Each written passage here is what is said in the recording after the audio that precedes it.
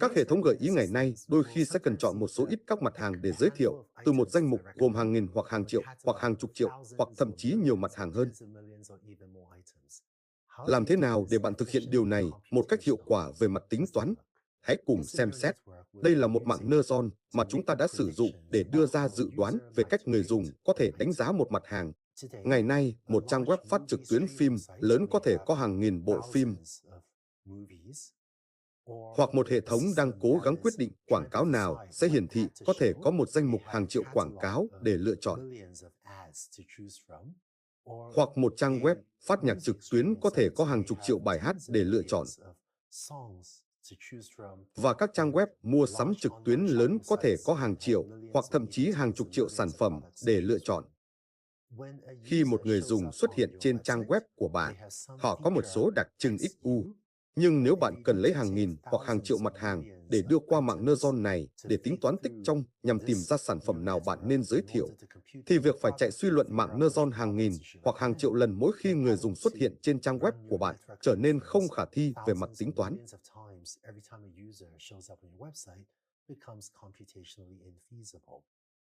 Nhiều hệ thống gợi ý quy mô lớn được triển khai theo hai bước, được gọi là bước truy xuất và bước xếp hạng. Ý tưởng là trong bước truy xuất, chúng ta tạo ra một danh sách lớn các ứng viên mặt hàng hợp lý, cố gắng bao quát nhiều thứ có thể mà bạn có thể giới thiệu cho người dùng.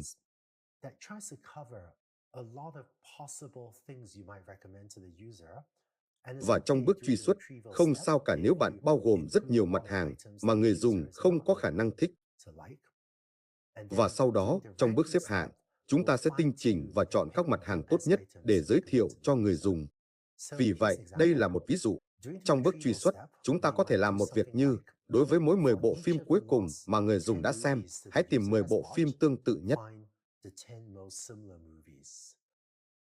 Ví dụ, điều này có nghĩa là, nếu một người dùng đã xem bộ phim Y với vector VIM, bạn có thể tìm thấy các bộ phim K với vector VKM tương tự như vậy.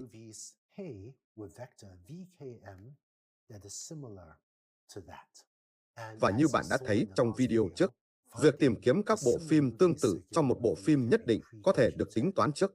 Vì vậy, sau khi tính toán trước các bộ phim tương tự nhất trong một bộ phim nhất định, bạn có thể chỉ cần lấy kết quả bằng bảng tra cứu. Điều này sẽ cung cấp cho bạn một tập hợp ban đầu gồm các bộ phim có vẻ hợp lý để giới thiệu cho một người dùng vừa mới xuất hiện trên trang web của bạn.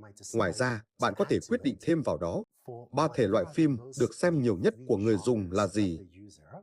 Giả sử có một người dùng đã xem rất nhiều phim tình cảm, rất nhiều phim hài và rất nhiều phim cổ trang. Sau đó, chúng ta sẽ thêm vào danh sách các ứng viên mặt hàng hợp lý 10 bộ phim hàng đầu trong mỗi 3 thể loại này. Và sau đó, có lẽ chúng ta cũng sẽ thêm vào danh sách này 20 bộ phim hàng đầu ở quốc gia của người dùng. Vì vậy, bước truy xuất này có thể được thực hiện rất nhanh chóng và bạn có thể kết thúc với một danh sách gồm 100 hoặc có thể hàng trăm bộ phim hợp lý để giới thiệu cho người dùng. Và hy vọng rằng danh sách này sẽ giới thiệu một số lựa chọn tốt, nhưng cũng không sao nếu nó bao gồm một số lựa chọn mà người dùng sẽ không thích. Mục tiêu của bước truy xuất là đảm bảo phạm vi bao phủ rộng, có đủ phim để ít nhất có nhiều phim hay trong đó. Cuối cùng, sau đó chúng ta sẽ lấy tất cả các mặt hàng mà chúng ta đã truy xuất trong bước truy xuất và kết hợp chúng thành một danh sách, loại bỏ các bản sao và loại bỏ các mặt hàng mà người dùng đã xem hoặc người dùng đã mua và bạn có thể không muốn giới thiệu lại cho họ. Bước thứ hai của việc này là bước xếp hạng. Trong bước xếp hạng, bạn sẽ lấy danh sách đã truy xuất trong bước truy xuất. Vì vậy, đây có thể chỉ là hàng trăm bộ phim có thể và xếp hạng chúng bằng cách sử dụng mô hình đã học. Và điều đó có nghĩa là bạn sẽ cung cấp vector đặc trưng người dùng và vector đặc trưng phim vào mạng Neuron này. Và đối với mỗi cặp người dùng phim, hãy tính toán, xếp hạng dự đoán. Và dựa trên điều này, bây giờ bạn có tất cả, chẳng hạn, hơn 100 bộ phim, những bộ phim mà người dùng có nhiều khả năng cho điểm cao nhất. Và sau đó, bạn có thể chỉ cần hiển thị danh sách xếp hạng các mặt hàng cho người dùng, tùy thuộc vào những gì bạn nghĩ rằng người dùng sẽ cho điểm cao nhất. Một tối ưu hóa bổ sung là nếu bạn đã tính toán VM cho tất cả các bộ phim trước, thì tất cả những gì bạn cần làm là Thực hiện suy luận trên phần này của mạng Neuron một lần duy nhất để tính toán VU, và sau đó lấy VU mà bạn vừa tính toán cho người dùng trên trang web của bạn ngay bây giờ, và lấy tích trong giữa VU và VM cho các bộ phim mà bạn đã truy xuất trong bước truy xuất. Vì vậy, việc tính toán này có thể được thực hiện tương đối nhanh chóng nếu bước truy xuất chỉ đưa ra, chẳng hạn, hàng trăm bộ phim. Một trong những quyết định bạn cần đưa ra cho thuật toán này là bạn muốn truy xuất bao nhiêu mặt hàng trong bước truy xuất để đưa vào bước xếp hạng chính xác hơn.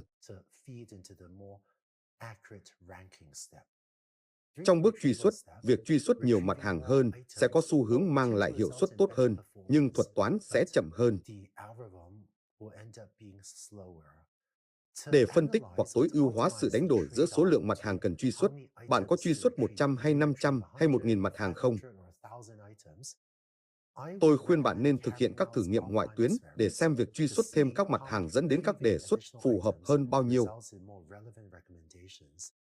Và đặc biệt nếu xác suất ước tính rằng Y ghi bằng 1 theo mô hình mạng Neuron của bạn, hoặc nếu xếp hạng ước tính của Y là cao của các mặt hàng được truy xuất theo dự đoán của mô hình của bạn, kết thúc cao hơn nhiều.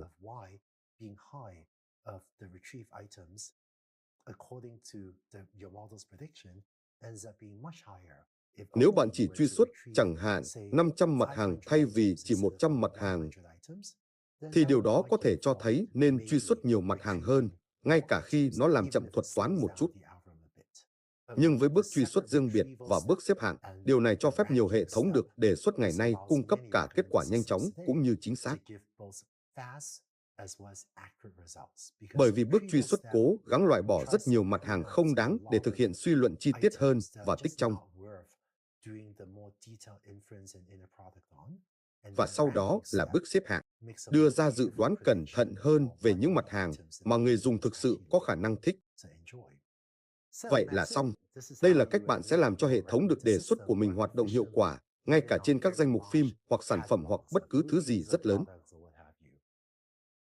Giờ đây hóa ra rằng, vì tầm quan trọng về mặt thương mại như các hệ thống được đề xuất của chúng ta, cũng có một số vấn đề đạo đức đáng kể liên quan đến chúng.